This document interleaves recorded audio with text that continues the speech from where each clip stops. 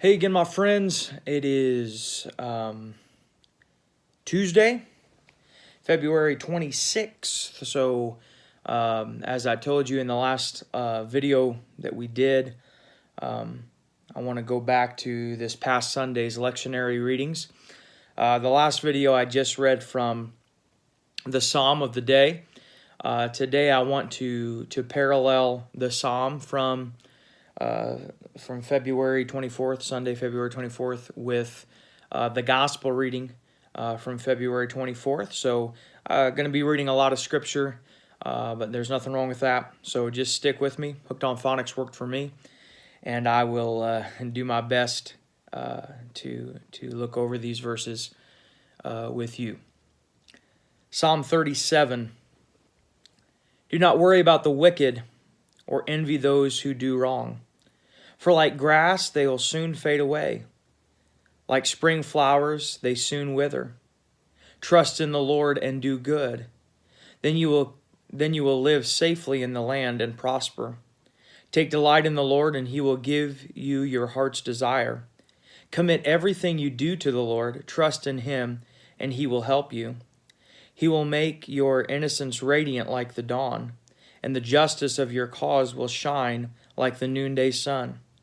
Be still in the presence of the Lord and wait patiently for him to act.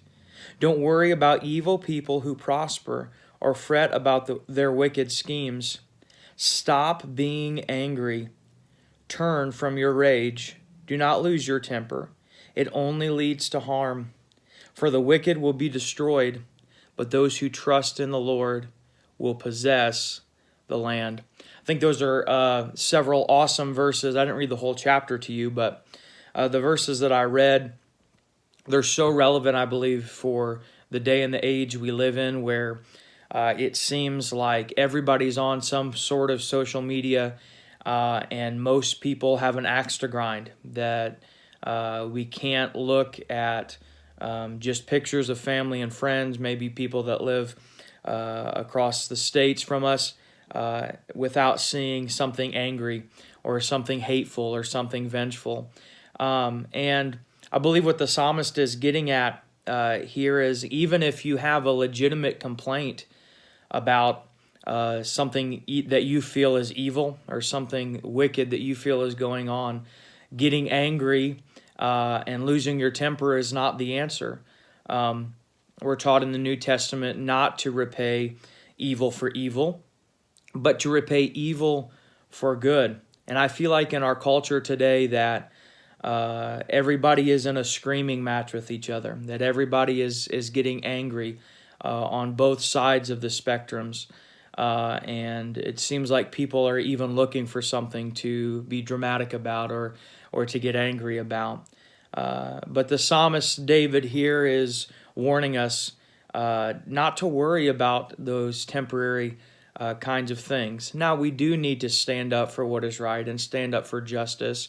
We do need to speak the truth, but we always need to speak the truth in love. And so with that thought in mind, I want to go to the gospel reading from this past Sunday. It is the Sermon on the Plain.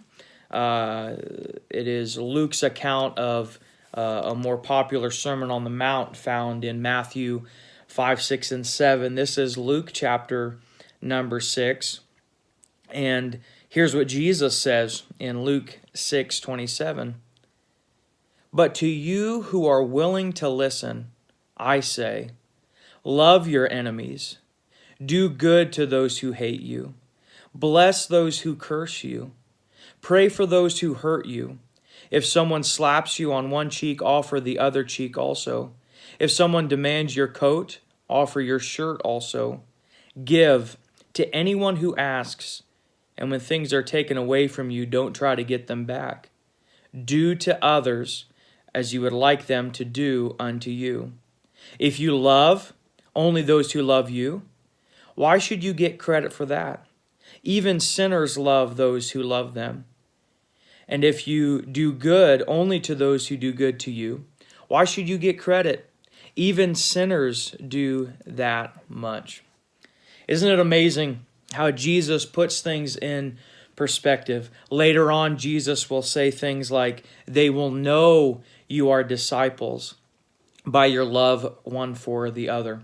Last night in our men's small group, we were in 1 Peter, and Peter encourages us above all things to have fervent love one for the other. The love found here in Luke 6 and the love found in 1 Peter that we're encouraged to give, that we are commanded really to give, is agape love. It's God-like love, sacrificial, self-giving love.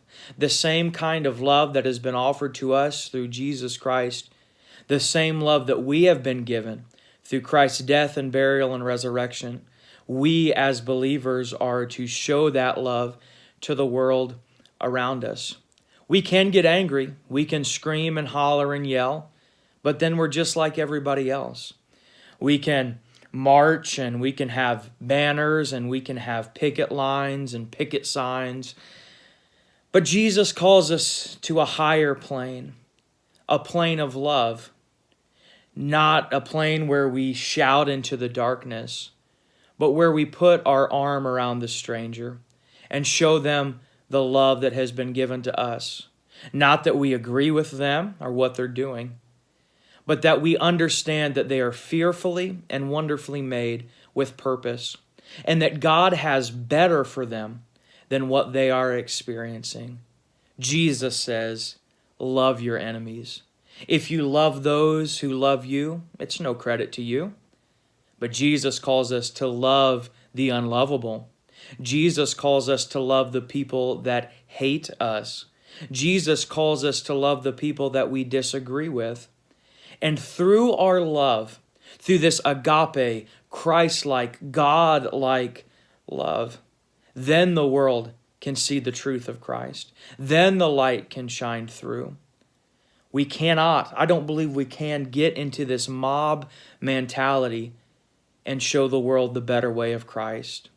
But as we minister to individuals, as we reach out with the love that has been granted to us through Jesus Christ, don't get angry.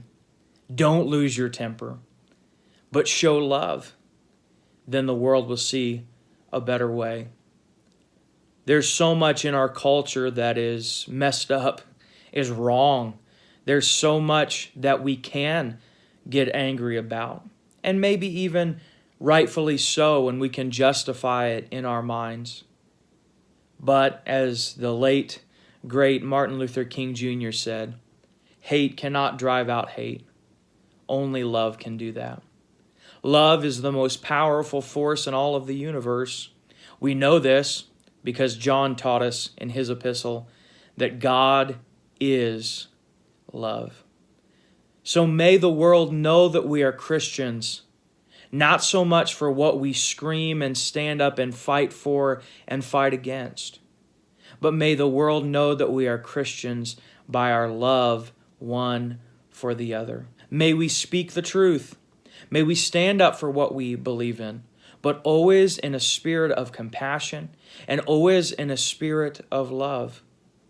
May we not push down the downtrodden. May we not return evil for evil, but may we look at the crowd that has hurt us and despised us and done wrong and say, Father, forgive them, for they know not what they do. I believe that this is the lifestyle that God has called us towards.